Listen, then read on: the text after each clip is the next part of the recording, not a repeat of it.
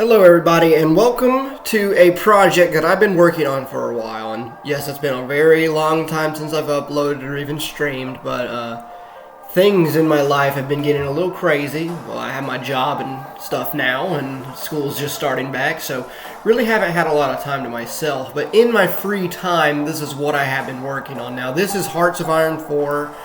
You probably know it because I used to be a Rise of Nations YouTuber, but most of my fans nowadays don't come from Rise of Nations. But this is, in short, a World War II game, but the modding capability of it is extremely vast. You can basically do whatever you want with it. There's a My Little Pony mod that's like have a whole new fantasy world. There's like a Fallout mod. There's like all these different crazy like scenarios and like fictional worlds that people have built. And I have been modding this game for a few years now. It started about 2020, 2021. I first started modding Hearts of Iron 4. And my very first mod I ever did was sort of just an inside joke. I added a country for my brother and I think it was like in Central Asia. Just some random location. But I added a country for my brother and I. And just so we could play multiplayer, dick around. They were extremely OP, of course. But the thing that I did use, I didn't know what to do for the pictures, like the portrait of the leaders. So I used our Roblox characters, and that kind of stuck. That kind of became a charming thing, and it's leading us to where we are today. So back in 2020, 2021, I started working on Hearts of Iron 4 map, completely new world map, and it did look pretty interesting, at least relative to what we're about to see. But it was very, very rudimentary, very rough around the edges compared to what it is now. But back then I was working on this map, and it had its terrain. It was fully imported in the game, which is one of the harder things to do when modding this game, to like change the whole world map. It takes a lot of work, but I did get it fully imported in the game, started adding countries and like basic story and stuff. But it never really got far. It got canned pretty early on, about like December of that year I stopped working on it, and I just kind of lost interest in the game. But after doing my Hello Neighbor mod, which kind of took over, I've kind of wanted a project to do, to give myself something to do, because I had a pretty bad depression about last year, around this time actually, like August, around this year, going on to college and everything. Gave me some pretty bad depression, just a big change in life, and you know, all this shit happening. But again, this really kind of helped me with that, because it gave me something to do, to occupy myself, to free me from the horrible thoughts that were consuming me at the time, and it really did help me bring me out of a dark place. And that on its own is a pretty good story for what we're about to see. Inspiring, I would say. Not to sound like pretentious here, but again, this has something I've been working on for about a year and a half now, since last August. So yeah, about a year. I think it's been a little earlier since I started working on it, like first drawing the map. But yeah, basically about a year. And this is a total overhaul mod for Hearts of Iron 4. The name is a work in progress, kind of just going under working titles right now. I'm thinking of calling it Anemoia, however you pronounce it, and Anemoia, however you pronounce it. That means like nostalgia for something that never existed, or nostalgia for a time that never existed, or honor bound, which sounds a lot more like Earthbound, or some kind of like, you know, gamey thing, which would kind of fit the direction of what this is. So you do see this is just like completely normal Hearts of Iron 4. You actually have the Asian, Japanese, Sino-Japanese war background here. So you might be like, well, what's so special? This is just a normal game. But if you click, you can already see some things are slightly different. And here we are. Here is the new world map. This is a completely new world map that I've been working on. And you can see there's completely new countries, fictional leaders, characters here. They even have their own internal politics. You even have like the blurbs for what they are and stuff. So there has been a lot of work going into this map, and you can see it's very detailed. There's lots of like forests here, very complicated terrain, like big mountain ranges and stuff. Over here, a bunch more forests. Big desert down here. This is a large desert region. But you can see this is just a very, very detailed map. You zoom in and you can even see like the little cities down here, like dotted all around the world. So yeah, it is extremely detailed. I put a lot of work into making this map look really good, and I'm really happy with how it's turned out so far. It does look really good. I've got a lot of good feedback on it as well, and I am really happy with how it looks. It is pretty much exactly what I had in mind when making it. But pretty much the the aesthetic or the sort of design here, or the design thesis was sort of like, I want to make a world map that kind of looks like our world, but the longer you look at it, the weirder it sort of gets, and the less it kind of looks like our world. But at the same time, it still looks vaguely familiar. Like you can see this big old continent here kind of vaguely resembles Afro-Eurasia. Like this would be Africa, this would be like Asia and whatnot. And you can see here, this is one Drusia. Obviously, it sounds like Russia, and is even almost shaped like Russia. And you have here, this can kind of be seen like West Europe, like Middle East down here. And this obviously, this set of islands here looks a lot like Japan. You have like a big old New Zealand, Australia looking sort of thing here. Giant Antarctica type continent. And this continent looks a lot like North America. But you also have like a California type island here. And this island, which vaguely looks like Peru, the shape of it, and this kind of vaguely looks like South America down here. Just very vaguely resembles real world locations and landmarks, but at the same time it's just completely unfamiliar. And I have gotten a lot of feedback on it. People say, well, it kind of looks like North America at a first glance, but I really can't put my finger on it. There's something off about it, and that was pretty much exactly the intention going into it, and so I think I captured that pretty well. But again, this is just something I've been working on for about 1.5 years now, and it has come a very long way. But there's no actual content yet for any of the countries. They don't have any trees, decisions, or research, custom research. So this is really as bare bones as it gets. It's technically playable. I would say technically playable. Also, we do have a custom soundtrack here, but it's a very limited selection as of now. Get to that later, but there's no divisions or anything yet. It just starts you with cavalry, no research, anything. This is still the very early stage of the mod, because making a new world map, especially with this level of detail in this game, takes a lot of work. And again, there's been so much work put into this map. And you see, as we zoom in here, there's like even little cities that pop up. And if you zoom in even further, there's more cities, and like even more. There are tons of cities. Like, look at this. It's insane. You won't be able to even know all these names. Like, there's just so many cities.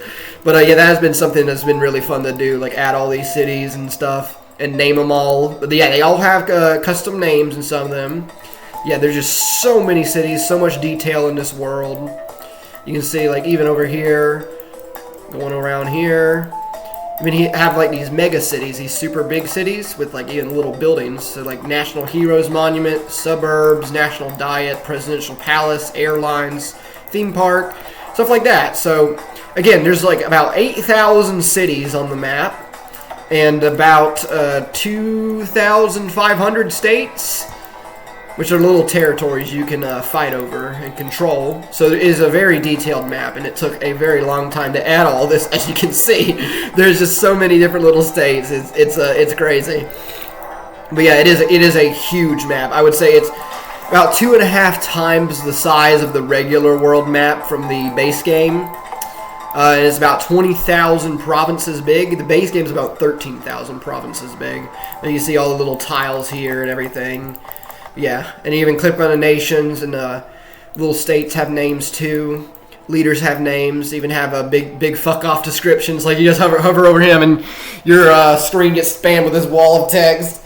Now the thing is, the wall of text, the text strap, actually had to be extended to fit some of these descriptions on it, because I'm really proficient with writing. I really do take pride in writing. And it's something I really do enjoy. But the text strap in the game usually is really small. So I had to actually extend it. So it's really got these thick text boxes now. These thick text boxes to actually fit the description. But again, writing is going to be a very big part of this mod, like with the lore and the story. Because this is a completely fictional world with fictional characters, fictional races, civilizations, people, you name it. And we even have a new mechanic. You click on a state, any state. And you see down here it says culture and religion, and you hover over it, the little icon here, and it gives you a description of the people that live here, as well as the religion they follow. And there's an easier way to view that, if I can just get the error cat out of the way. That's my cat. But yeah, here's the cultures map, and if you hover over, see the different colors here, it gives you the description of the different cultures. Now, not all of them have a description because, again, this is still really early, but only very few of them have their description fully complete. Because, again, when I write, I have to kind of be in like a certain mood to churn these descriptions out. I can't really just do them on a consistent basis. So it's kind of like just over the months I've been working on this, these have kind of gradually been written. But you can see there's already a lot of lore coming together for this mod and all these characters and religions and stuff. But yeah, I think that's all the different descriptions we have as of yet. Just quite a handful. But you also have the religions map. And you can see down here there's like a yellow religion, Shumira, Sharongdon, that's my favorite one. The green one here is Sharongdon. And then here's this burgundy, maroonish one's Forgianity. There's one up here called Valoranism. The orange one's Your Concrete. Pink one's Communism. And the Tafusis is this light blue. And they don't have descriptions, as you can see. Well, some of them do, but these don't. Again, it's all work in progress. And also these little gray blobs are irreligious areas. And just to give you like a sort of taste of what the writing style and like the world building going into this is sort of like, I will read one of these. I'll tell you about Sharongdon, which is my favorite religion I've added. So let's see. So Sharongdon, within every individual there are two spirits vying for power, the Iyi and the Kotu. This is the creed of the Sharongdon faith, which for a time dominated nearly the entire Anaphrasian continent, which this region, this whole continent here is Anaphrasia, by the way. An ancient religion, it originated in Farlangukwo, when with the rise of the Farlanga horde in the 1300s, it came to dominate south and southeast Anaphrasia.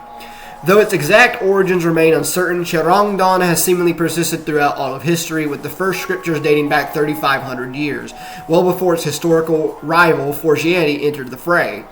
The faith evolved around the concept of a denizen deep within the planet's central core who too felt the influences of Iyi and Kotu, the forces of good and evil battling over control of one's spirit. On the surface world, the collective actions of all of civilization and society were said to influence the denizens Iyi and Kotu, and if the fragile balance were to tilt too far toward either one's favor, calamities would surely arise. This belief manifested with the Cloron plague of the 1500s that struck at the height of the Farlanga horde's territorial holdings. Through countless bloody conquests of lesser tribes and nations, the Farlanga horde spanned from Veskarag Kolom in the Anaphrasian Far East to present-day Tinaru and Tenetsire, and its ambitions were nothing short of imperialistic, tyrannical, and bloody. Thus it is believed the Farlanga horde's vices strengthened the Kotu within the inner denizen of the earth and summoned the Cloron plague to restore its spiritual balance. From there on, it became understood that one thing was certain. It was best not to tempt the will of the denizen and upset the balance of the two forces, else unforeseen tragedies would bring about the suffering of millions. With the discovery of celestial bodies by astronomers in the 1700s, Charongdoists all around Anaphrasia interpreted these discoveries as evidence of other denizens in each planet, that asserted that each planet had its own denizen living within its core, relying on the actions of those above to ensure the balance of Iyi and Kotu. As many planets within the solar system were found to have inhospitable and extreme conditions, the Chirongdoists believed that there were once bygone civilizations there that awakened the Kotu of the denizen through acts of barbarity beyond comprehension, which ultimately resulted in the destruction of the planet at the hand of the denizen's wrath. This conclusion struck fear in the Chirongdoists, who after surviving the tragedy of the Cloron plague vowed to become peaceful peoples, spreading the faith and reliance on Iyi over that of Kotu, war, and bloodshed. So, in short, it's basically kind of like I'm trying to think, it's like, not Buddhism, it has a little bit of Buddhism in it, I think, but it's like the yin and yang, basically, yin and yang. And it's like the forces of good and evil. And basically, the whole actions of all of civilization influence like a denizen or god within the planet's core. And that god can decide to unleash like plagues, famines, war, destruction onto the earth if it feels that, you know, the human race, or not human race, the race of these characters is causing too much sin, for instance. And yeah, these are Roblox characters if you didn't guess already. That was kind of the charm, like I said at the beginning, using Roblox characters for Hearts of Iron 4 portraits, and for some reason it actually seems to be a pretty well, no, I wouldn't say popular trend, but actually, I'm not the only person to have done this. Like, I've seen other people in the Hearts of Iron 4 modding Discord and over the years do Roblox characters for their portraits, but I don't think any one of them was actually finished and came out. I really hope I'm going to finish this one because it's on pace to probably have a demo out by the end of the year. And the demo would probably have maybe like 3 or 4 nations with full campaigns, and then we'll add more, or I'll add more after it comes out.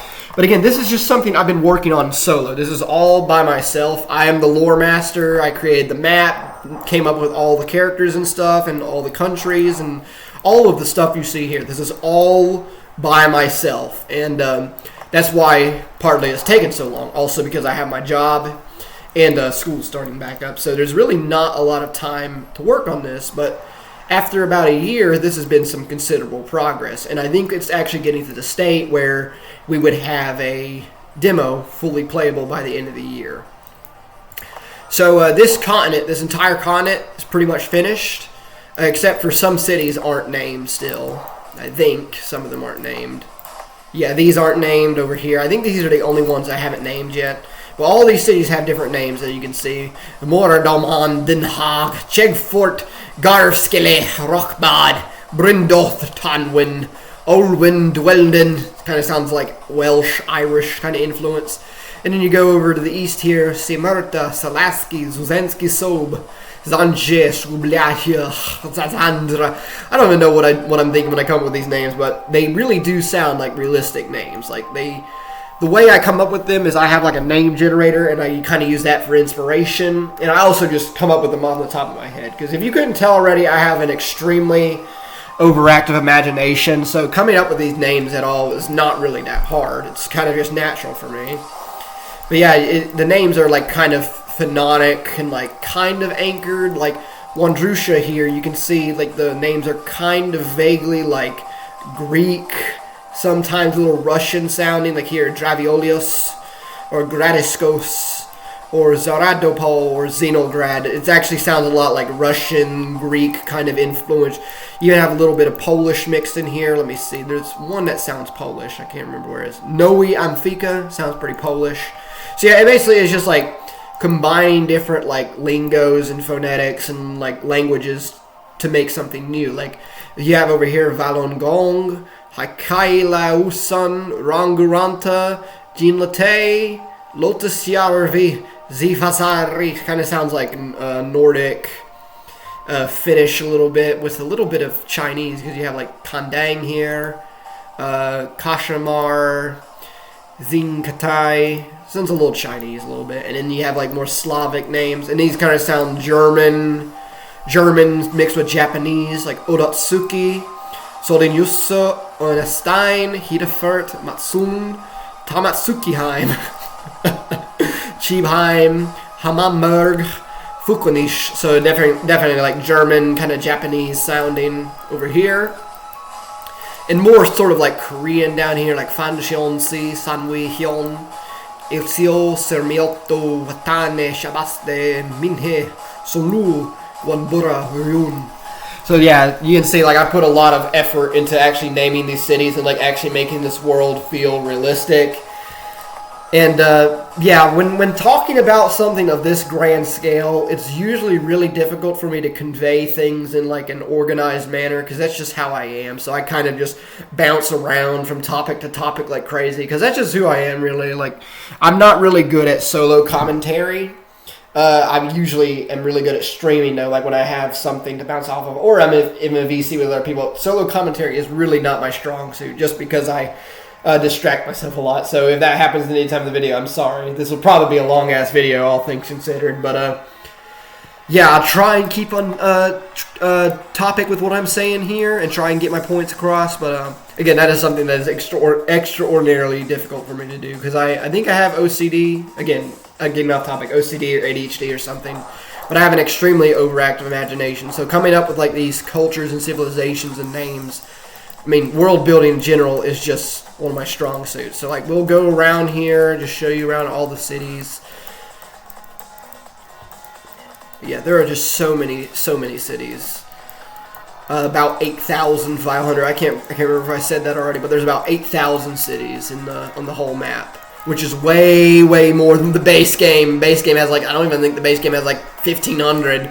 So yeah, this map is absolutely massive and extremely detailed, as you can see here. Not even mentioning like just the states. There's so many of them. Like this country alone has 150 states, you can see. And that's because I plan to make a massive fuck-off civil war here. Like the Fire Rises American Civil War, if you know that mod, where it's just like complete anarchy. So yeah, I intend there be like a giant civil war here. And yeah, speaking of that, we should probably get to what the story is, because like you probably are wondering like what the hell is going on in this world, because this is certainly unique. It's not been done before. I mean, you have Equestria at War, which is like the My Little Pony fantasy mod, but this is like something that's completely OC. This isn't really based on anything, or it has some references to outside media, of course, but it's not really based on anything. It's more just all OC, original content, original characters, just my own made-up story. And I wanted that because I wanted like complete and total freedom to make my own sort of, franchise. This could potentially become a franchise because of how big I intend for this to be. Like, this is my ambition for it. But again, I really just wanted to create my own original world. I've been wanting to do something like this for a very long time, and I feel like Hearts of Iron 4 is a really good way to tell my story. Just because it has a lot of potential to like put these huge text blurbs and stuff and write about it and like just put all this flavor in the world, make it so detailed. You can see, like, again, it's just so much detail here. So I really feel like Hearts of Iron 4 was the perfect medium to kind of convey like all my passion and vigor and thought into this world. And again, it is going to be a pretty massive project because we are nowhere near done. Like, there's still much work to be done here. Again, so this is like just the very bare bones basic mechanics. Like, it's technically playable, but you have to cheat to give yourself divisions, and also no other countries would have divisions, or there would be no war. It would just, you'd be staring at this map for hours and nothing would happen. So again, this is just like the basic stuff to get the game to run. Just the map is being filled in, the characters are being added. Adding all the text and ideologies and different political scenarios and stuff. But again, there's still much work to be done. This is still just sort of like a rough draft proof of concept stage. And I'm sure by the end of the year I'll have it in a demo state. But again, as of now, this is sort of just a proof of concept. And some characters do have their full lore written. As you can see, there's a lot of lore for some of these characters. But again, most of them are just here. Like, you have Shmirny Uru. You have like this guy, Prazi Kowalski, Wazidani Grezgorvich, Mihaly Urbani, Borgen Grezgor, and Yurikan Sikithkar. I like him. And Parkyon Piku is one of my favorite characters I've added. He's also going to be one of the major characters in the story. But yeah, you can see a lot of these countries do have characters added. Most of them don't still. There's still quite a few I still need to add characters to. But I just make them in Roblox Studio, take a screenshot, and edit them onto the background, and it looks really good. I mean, it's a really nice kind of charming aesthetic. A lot of people say it's really charming, or a unique direction, as you can see. But yeah, we're just starting to add the characters and general lore here. And again, the culture system and whatnot is going to be a really big deal with this mod, because again, that's something I'm actually really passionate about, writing about all the cultures you see. But that's going to take a long time as well to write all about them. But yeah, that's going to be a really big deal for the mod, the cultures and the religions. And I plan for them to have like a mechanic. So like if we go down here and you press H, it opens up this little demographics screen. And it gives you a little pie chart. And this is basically the people that live here, the demographics. So 53% of the people that live in this entire city region are Konomi, which it probably should be more Konomi because this is the capital of Konomis, right? Then 24% are Farlanga. There's Tenetsi, Vigorda. Like, it's kind of a realistic population distribution. You get like this nice pie chart. Again, this is another new mechanic that I've added with the help of someone from the Hearts of Iron 4 modding Discord. I tried so hard to get this to work, and I really couldn't do it, so I had to get someone to do it for me, and graciously they did for free. But yeah, this is kind of a thing. I was thinking, like, if you have more than 50% of a culture that occupies or lives in the state, it automatically becomes like your core territory, and you get all the resources for it. So that might be a mechanic, but again, something that's very, in the far future, something that we're not considering as of yet is something that will be elaborated on a lot later. Like, we still have to fill out the map. Like, there's a shit ton of resources, as you can see. I'm pretty sure this is OP. Like, this is an OP amount of resources, especially for Wondrous here. You have 1,633 steel, 1,500 tungsten, 1,500 aluminum, and 790 chromium, which is Jesus Christ. But yeah, the resources I definitely have to rebalance, because the max infrastructure level is usually 5 in the game, but I've changed it to 10. And the higher the infrastructure, because see, in this state there's only 80 steel, but because of the infrastructure it's multiplied by 3, so that's why there's a shit ton of steel, because of the high infrastructure. So that will definitely be something I have to nerf. Again, all of these mechanics, making a whole new map and getting it to run and play nice, it is a lot of work. It's probably the biggest undertaking you can do with Hearts of Iron 4 modding. So yeah, that's why I really love the fantasy world maps. But anyways, I was supposed to talk about the story, but I got off track. But I'll tell you, the general lore is, this is the year 2998, and in the year 3000, there's going to be an event called Y3K, or the Y3K bug, which will cause like a lot of economies to crash and a lot of already unstable regions to go into civil war or armed conflict, and basically the whole world implode. Sort of like Black Monday from Kaiser Reich, or the other like cataclysmic events that kind of like set everything in motion in the mod story. And obviously it's based off Y2K, that's the inspiration, but Y3K is going to be like this technological bug, causes like economies to crash and stuff. And also, you may have noticed the sounds are a little different. It's supposed to be like you're playing a computer game, like even some of the sounds are edited to sound more like retro. I don't know what's arrowing. Oh, okay. No, don't worry about that. But yeah, it's basically supposed to be like a computer program. And you may have noticed, like when I started the game, it did like the Windows 98 startup sound and stuff. But yeah, it's basically going to be like a world on the brink of collapse with like technology versus tradition. And you also have different political factions. Like you have your esotericists, you have your communists, Democrats here, and fascists, all vying for power. But the esotericists and like the religious cults, and like there's gonna be like religious cults and mega corporations like Cyberpunk that like fight it out and duke it for power. So all in all, this is gonna be like a very interesting like fantasy scenario, and I'm definitely open to suggestions, because again, it's still very early, and it is all subject to change, but that is the running story for right now. But yeah, again, this is something I've been spending a lot of time on, and I'm really passionate about it and really happy with how it's turning out. But I don't want this video to be like hours and hours long of me just staring at a map, because there's really not much to talk about here beyond what I've already said. This is just, that guy's funny though. This is just sort of like the very basic proof of concept. It's in that phase where I'm comfortable sharing it and getting feedback and criticism and any suggestions on it before I develop it any further. But again, it will probably have a demo out by the end of the year. So if you're definitely interested, I hope you follow it. And to people who haven't watched this channel in a long time, I hope you do find this interesting. And I probably will return to YouTube in some capacity, maybe as a part-time streamer, because I really don't have any interest in making videos anymore. But I haven't streamed in a really long time, because well, my friends are off at work and stuff, and college too. So we really haven't had a lot of time to get together. So there hasn't been a stream in a very long time, which is kind of regrettable. So hopefully one of these days I can start streaming again pretty frequently. But yeah, it's been a lot going on in my personal life. Kind of gets in the way of that, like with my job and stuff. But yeah, I'm really happy about this mod. Really hope you enjoyed this video and are looking forward to it. I will definitely keep you updated. Maybe do like developer diaries when there's like been more significant progress on it. But yeah, this has been the fruit of a year's labor so far, and I guess I'll leave it on that. Well,